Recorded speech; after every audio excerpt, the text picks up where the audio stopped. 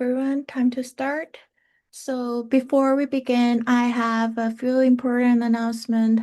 First of all, today is our last class. Yay! So thank you all for making this summer session amazing. I know that a summer course is moves very quickly. We've covered a lot until now. So I really appreciate your effort and participation throughout the session. And even though today is our last class meeting, please remember that we still have final exam coming up. The final will gonna be available from June 24th until noon on June 25th. I extended a little bit more just in case you all can make it on time. And also exam will gonna contain 30 questions, including three calculation based question, and you'll have 1 hour and 30 minutes, which is also I extended a little bit more. For the calculation questions, please make sure you know how to show your work clearly. So even when you're not completely certain about the final answer, writing down those formulas and showing the correct steps may help you receive partial credit because I do always. Also, please make sure that you have completed all assigned homework, which is homework 6 is due on this Friday, and also assigned videos as well. Those materials are part of the course, and they are also very useful to review materials for the final. So, please do as soon as possible.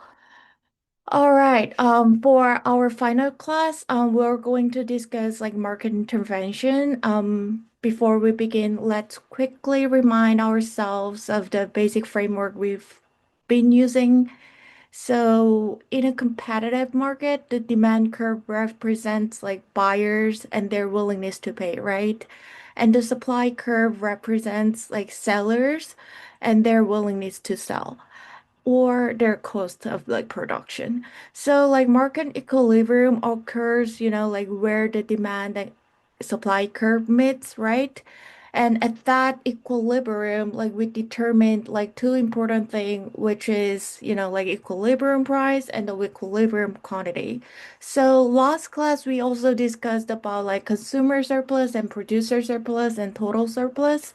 And consumer surplus was the difference between, what buyers are willing to pay and what they actually pay. Similarly, producer surplus was the difference between, the price seller receive and the price seller actually received, right? So these ideas are especially important today because this is when the government intervenes in the market equilibrium price and quantity will gonna change. So yeah, let's start. So market intervention, normally we say that supply and demand determine the price and quantity at which goods and services are sold, right? Buyers made their decision based on their willingness to pay, and also sellers made their decision based on, their production cost. And their intersection moves the market toward equilibrium. But however, market do not always operate without outside influence, and one of that influence is government intervention. We call it as market intervention. So basic idea is that the government can influence market outcomes through the laws, regulations, taxes, subsidies, and also other policies.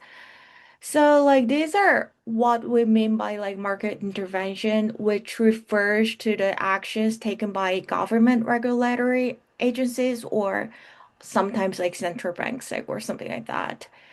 So, this type of government intervention has several reasons to do it. So one possible goal is to correct the market failure. Like we talked about market failure, right? For example, if the consumption of a product creates some harm, like we talked about negative externality last time, like that type of like harm for other people, the market may produce or consume too much of like that product, or sometimes like too less, if that has like positive externality. So in these cases, like the government may introduce a tax or sometimes subsidies to reduce its consumption.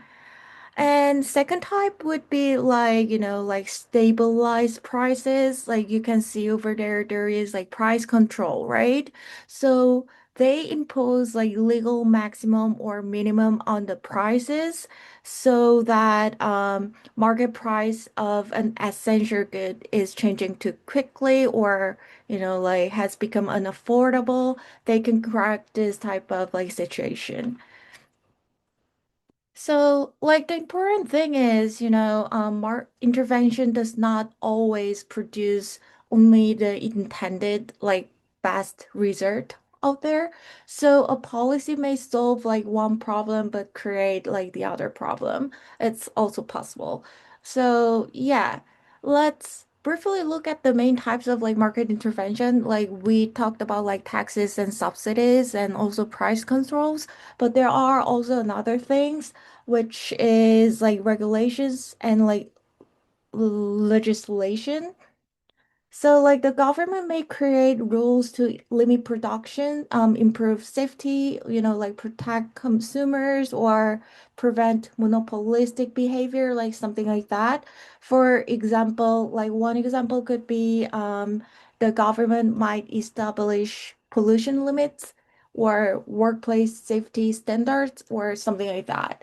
The last one is like trade barriers, including tariff.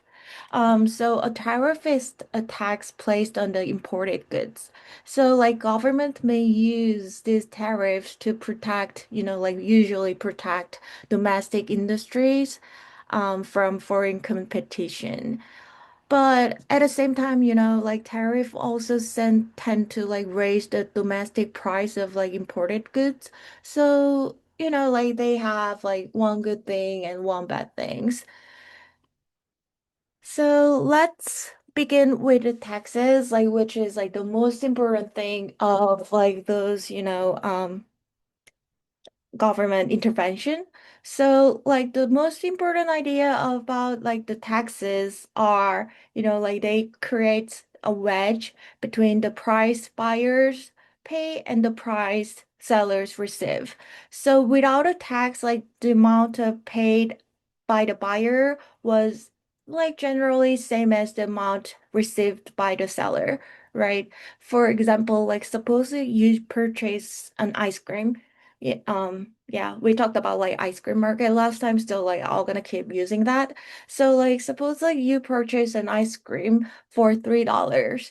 If there is like no tax and we ignore like other, like transaction fee, then you might pay like $3 and the seller will gonna receive that exact $3. But once, like a tax is introduced, like those two prices are no longer the same. That is like the most important idea over here. So the buyer may pay a higher price, while a seller receive a lower after-tax price. So like this difference between like those two prices is the tax. So like a tax generally has three effects over there. First, it raises the price paid by buyers, and second, it lowers the price received by sellers. And lastly, it reduces the quantity bought and sold. So, why does the quantity fall? Like because buyer responds to the like higher price by purchasing less, and on the other hand, on the same time, like sellers respond to the like lower amount they actually receive by producing less.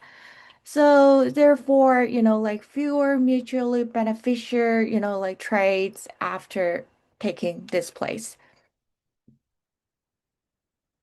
But another important result here is that the basic economic effect, the same whether the government legally imposes on the tax, tax on the buyers or imposes on the sellers. We're gonna talk about this like with the figures like later on. So yeah, this can sound like surprising at first, but yeah, legal responsibility for sending tax payment does not necessarily, determine the economic burden. And they were gonna share that burden together.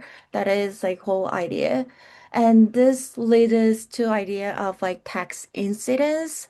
And this word tax incidence is the division of like economic burden of a tax between buyers and sellers. So we can say that, like in most cases, like buyers and sellers share that burden. Buyers will gonna bear a part of like burden because they pay higher price than before.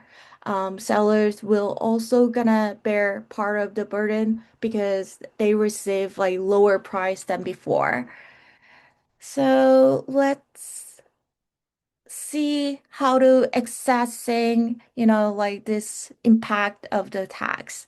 So before we examine a tax, we need to make sure we understand the market without a tax. Um, Here is the two figures over there.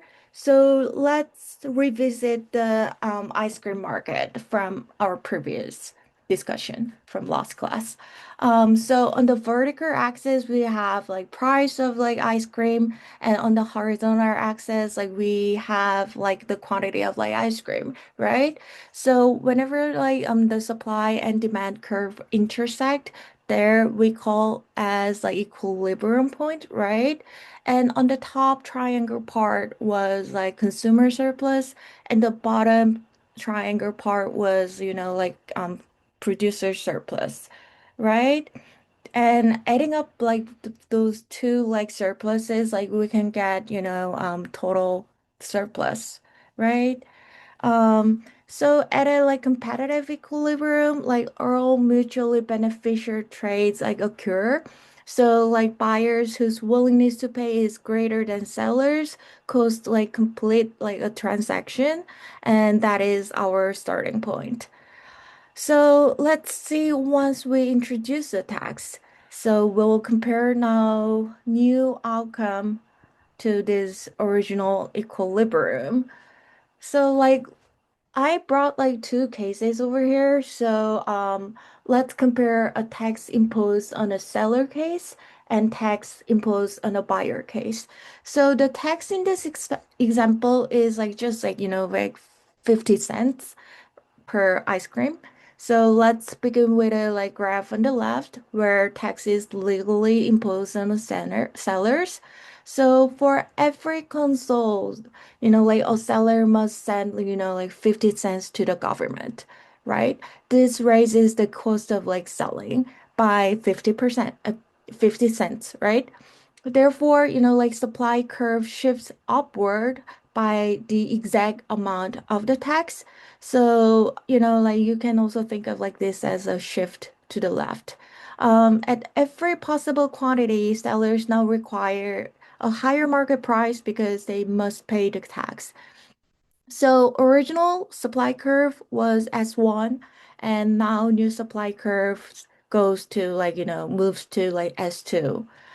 The new equilibrium is found where original demand curve intersects with the new supply curve, right? So before the tax, equilibrium price was like $3 and the equilibrium quantity was like 100 quantity, right? After the tax, now we can see that like buyers pay approximately $3.30. However, sellers do not keep full like $3.30. They must send like 50 cents like to the government. So therefore, after the tax price, we're gonna be just like, $2.80 over there. It's like so like now we see the wedge between like buyers pay and like sellers receive. So like we see that like buyers pay $3.30 and like sellers receive like $2.80. So like the difference is 50 cents, which is exactly the amount of the tax. So like the quantity also falls from 100 ice cream to like 90 ice cream. So like consider the graph on the right. Now we're moving on to the case of like taxes and buyers. In this case, instead of like, like moving supply curve, um, like demand curve, we're gonna move. So why is that so? Because like, suppose like buyers are willing to spend total of like $3 and like 30 cents to, like have that ice cream cone. Then now, like after the like taxes, like they must pay like 50 cents directly to the government. That means that they're willing to pay only $2.80 to the seller. So at every quantity, like the price of like buyers are willing to give directly to the sellers will gonna decrease by like 50 cents. Therefore, like demand curve shifts downward by 50 cents. So once again, like the quantity falls from 100 to like 90 as same as like before because like buyer's total price is like $3.30 while like sellers receive like just like $2.80. So as you can see over here, like the final economic outcome is like almost same, the same quantity traded, like buyers pay the same total price, sellers receive like the same after-tax price. And this is why we say the effect of the tax does not depend on whether the law says that buyers must send the tax or sellers must send the tax. So whenever like solving the text problem, there are three, like main steps I wrote down over there. First one is like, like first you need to derive the new demand or supply curve under taxes imposed. And second one is you need to derive the price for the like new price for the like consumer and producers. And that difference between their prices should be exactly same as like the tax price.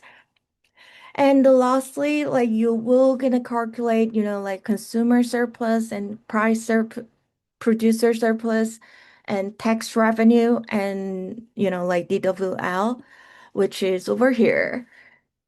So yeah, so before the tax, if you remember that, like top triangle part was like CS, consumer surplus, and bottom triangle part was producer surplus, right?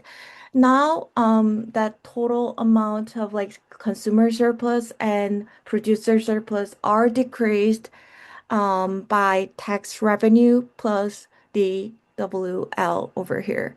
Because like now we can consider it as, like government entered this market and they will gonna some portion of like some surplus over there, which is like, like tax revenue. And after, like some intervention, like for every single like intervention is like come across over the market, there will gonna exist like some sort of like, like that weight loss. That is the reason like we have like that small partial like triangle on the right side, which we lose the like total, economic surplus as a whole. All right. So like this is like one of like distortion we have like after, market intervention is imposed. Yeah, these are kind of like a little formulas I wrote down like for you. So like whenever like you have to, calculate tax incidence over there, first for the consumers, you have to calculate price. You have to like get the difference between price buyers and price without tax. And for the producers, you have to like calculate price without tax minus like price sellers. All right. And the important thing over here is, like tax incidence and like elasticity. What is like their relationship? Like, like what determines like whether buyers or sellers bear the larger share of like the tax. So The answer over here is like you need to see the relative like elasticity. So like tax incidence like does not depend on the wording itself, like wording of like tax law, like or something like that. It actually, like depends on the like relative price of elasticity of like supply and demand. So the key rule over here is that the more inelastic side of the market bears more of the tax burden. Like, let's think about why. So, an inelastic group is less responsive by definition, right, to a change in price.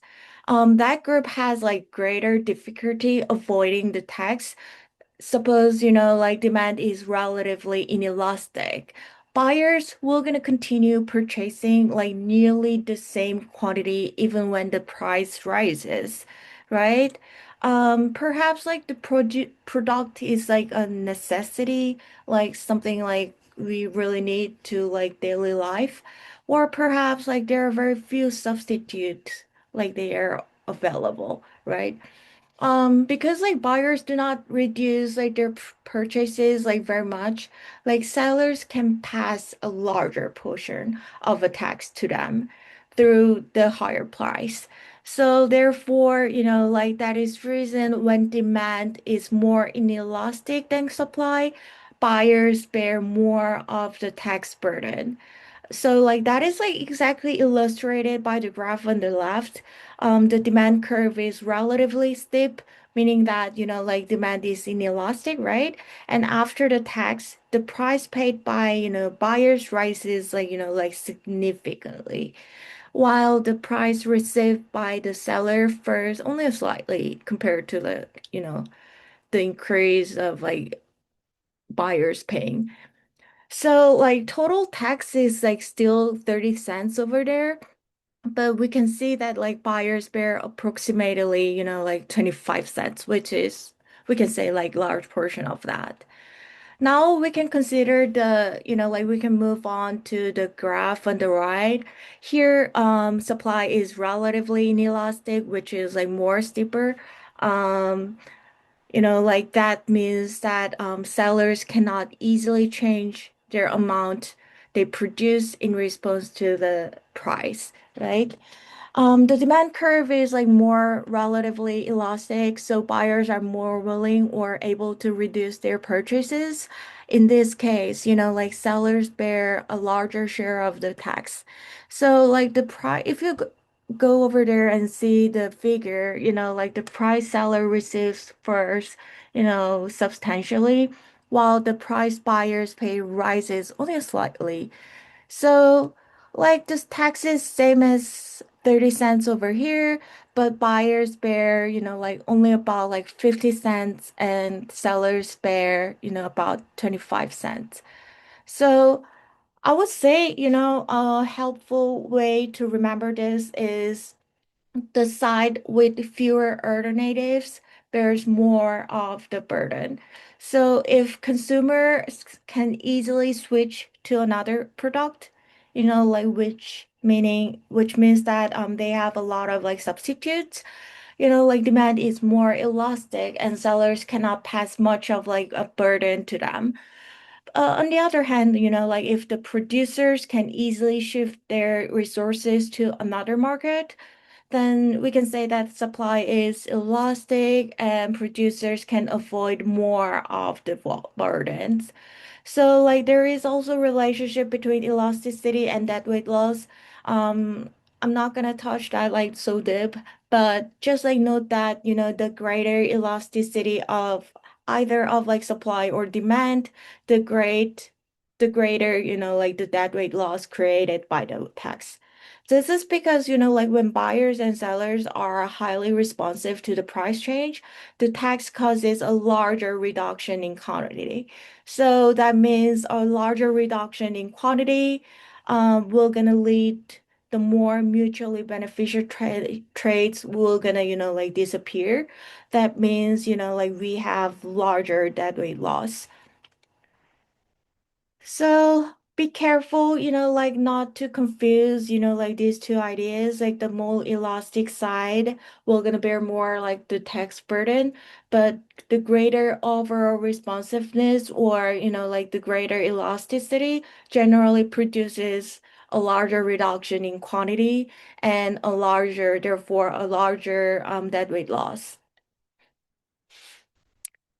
So this is like summary for the main ideas about the tax, before moving to the subsidies.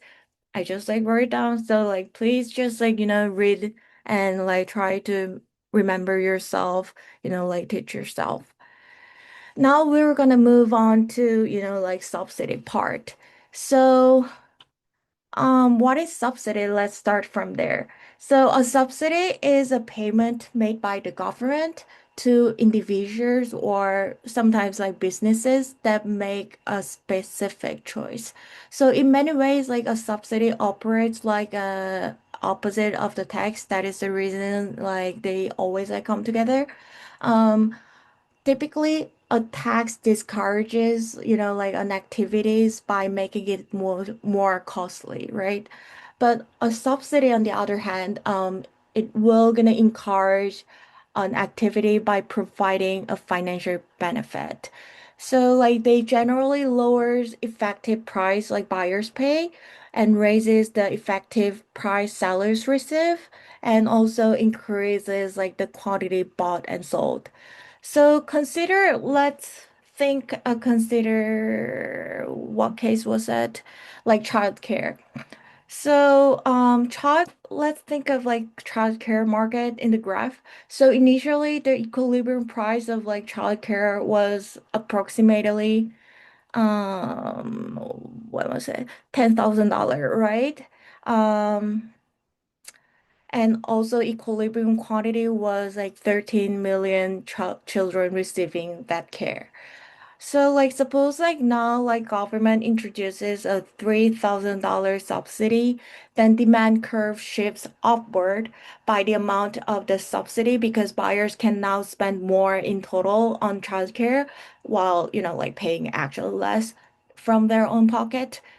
And therefore, after the subsidy, the quantity will gonna increase from 13 million to like 15 million children. So providers receive like approximately, like $12,000 per child, but parents will gonna pay approximately $9,000 themselves. So like the difference between the amount sellers receive and the amount, like buyers pay is like $3,000, which is exactly same amount as subsidy. And notice like how this reverse of the tax wedge. So with a tax, like buyers pays more than the seller receive, but with a subsidy, the seller receives like more than buyers pays.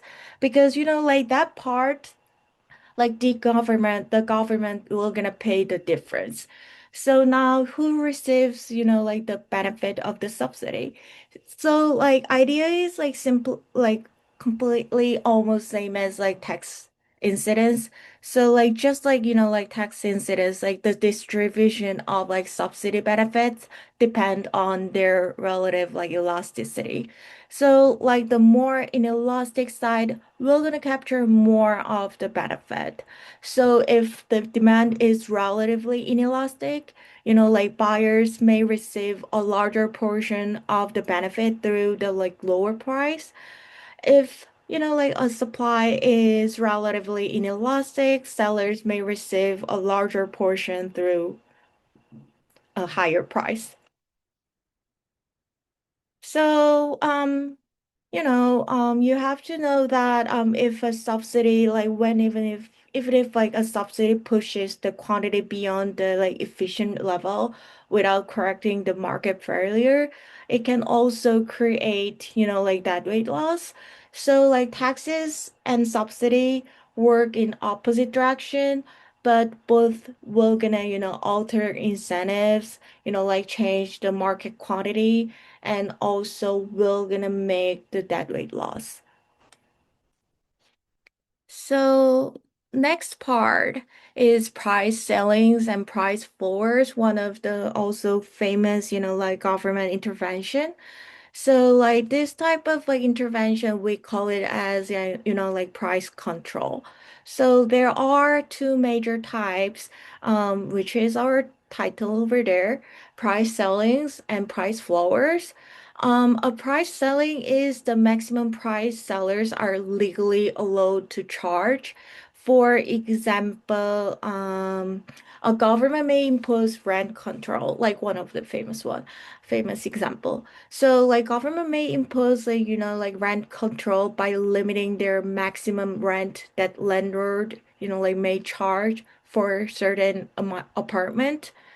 And price selling is binding. Like when you call it binding, only when it is set below the market equilibrium price. So like suppose like the equilibrium price is $5 and like if the government sets the maximum price of like $6, like do you think like that is effective? Because, like, like that rule does not change the market outcome. And the market price is already only up $5. So the sellers, like have no reason to charge more than legal limit. And that is the case when we call, like non-binding price selling. However, if we can think of, like the government sets the maximum price at like $4. Now sellers cannot charge the $5 equilibrium price because of the law. The price selling prevents the market from like, like reaching equilibrium. So like that is the reason like we are gonna call it as like binding. So a binding price selling typically creates like shortage at a like like artificially lower price. Like consumers wants like to purchase a larger portion of it, like they want to like like purchase more. So but still like like producers are not willing to sell like same amount as we needed. So they're willing to supply smaller quantities. So like quantity demanded becomes, greater than, quantity supply. And that is the reason like we're gonna have a shortage over there. Now, let's think of like price floor. So we said, like a price floor is the minimum price sellers are legally allowed to charge, right? So a common example over here will gonna be minimum wage. And minimum wage places, a legal minimum on the price of the labor. So a price floor is binding over here only when it is set above the market equilibrium price. Because let's think of similar example. Suppose like we have like equilibrium price as $5 as same as before, and price floor of like $4 has like no effect because the market price is already over the legal minimum. So like that price floor is non-binding, and like if we think of like price floor of like $6, we're gonna prevent, like the price from falling to the $5 equilibrium price. So like we can say that now it is binding. So like binding price floor usually creates like surplus, like similar ideas because like with before. So at a like artificially higher price, like producer wants to supply larger, right? They want to like produce more, they want to sell more. So they will gonna create a larger amount of like quantity. But on the other hand, like consumers wants to purchase like, like relatively smaller amount and quantity supplied becomes greater than quantity demanded. And that is, like the reason we have a surplus in the market. So the easiest way to remember the rule is that, like a binding selling must be below the equilibrium, and a binding floor must be above the equilibrium. Now apply these rules to the graph. So in both graphs, like the market equilibrium price is $5, and the equilibrium quantity is like just like 15 units. And starting with the graph on the left, which is showing price sellings. So like the green line over there is a price selling of like $6. But as you can see over there, like $6 is above the like market equilibrium. The selling does not constrain any of like market, so buyers and sellers can continue trading at $5 equilibrium price without violating any law over there. That is the reason we call it as a like non-binding price selling, which is almost same as like that is not effective. um, but on the other hand, if we move to binding price selling, like we set it price selling as like $4. And because like sellers are not allowed to charge more than $4, market will not gonna reach to the like $5. We cannot go like upper part. So in that case, like quantity supplied is like below the 50, but quantity demanded are above the 50. And that difference will gonna create like the shortage. Let's move on to the like right panel over there. The case of a slow price floor. So we have like, same equilibrium price over there, and, same quantity, equilibrium quantity of like 50. The purple line is like binding one, and the like green line is like non-binding one. So like we go like non-binding line first.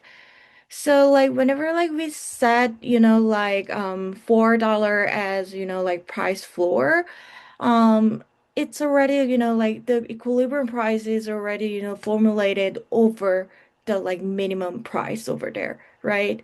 So like there is like no reason to like, like lower the like price to the like $4. And that is the reason like we call it as like non-binding. But once after like we set price floor as like $6, now we say that now we know that like market equilibrium price is lower than like price floor. We have to increase, their price selling to the like $6. And in those cases, as we can see over there, quantity supplied is like larger than 50, and quantity demanded is like smaller than 50 over there, and that difference will gonna be the like surplus in the market. So, you know, as we can see over here, like binding price selling creates like a shortage, and binding price floor creates like surplus. So like whenever like, like this type of like price control questions are popped up, you have to first identify the equilibrium price and then determine whether the policies are selling or, floor. And then lastly, like compare that, like controlled price with the like original equilibrium price. So for the selling, ask whether it is below the equilibrium. And for the floor case, ask whether it is above equilibrium. And, like lastly, just like determine like whether the pri policy will gonna create a shortage or surplus. It depends on the binding or non-binding, and also it depends on, like ceilings or floors. So before we finish, I want to review the main points like from today. So market intervention occurs when the government or another public authority changes like the normal operation of a market. We've seen like several cases of like market intervention. First one was a tax. A tax creates a wedge between the price buyers pay and the price sellers receive. It raises like buyer's price and lowers the seller's price and reduces like quantity traded and usually creates, like that weight loss. The legal assignment of a tax does not determine who actually bears the burden, and tax incidence like depends on like elasticity, and you have to remember that the more inelastic side will gonna bears more of the tax burden. Also, we looked at the subsidy case as well. A subsidy works in an opposite direction. It lowers the price paid by buyers and raises the price received by seller and increases, like the quantity traded, quantity in the market.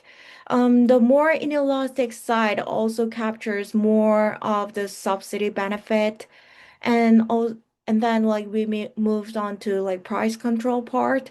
A price selling is a legal maximum price, and it is binding when it is like below the equilibrium, and binding selling will gonna create the shortage. On the other hand, like price floor is a legal minimum price. It is binding when it is above the equilibrium price, and a binding floor will gonna create a surplus over there. So any of like this intervention is like kind of like like artificial force in the market. So like that they will gonna have like some sort of like that weight loss.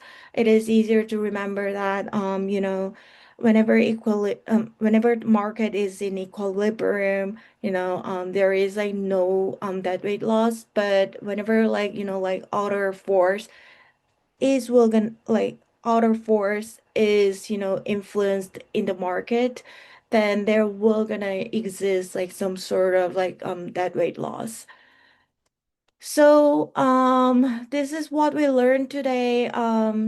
You should be able to recognize, like the original equilibrium, determine like how policy shifts, like curves and creates a wedge, find a new quantity and price, like identify changes in consumer or producer surplus as a whole, and also like government revenue if that is necessary, and also that weight loss. So, like, this is everything for our final class, and thank you again for your work throughout this summer session. And don't forget to complete any remaining homeworks and videos and review all the course materials and make sure you're prepared for the exam final. All right, do you have any questions for today's class or anything?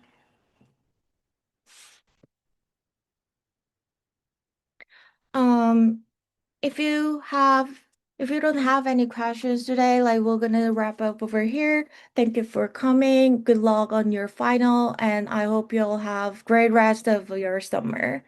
Thank you.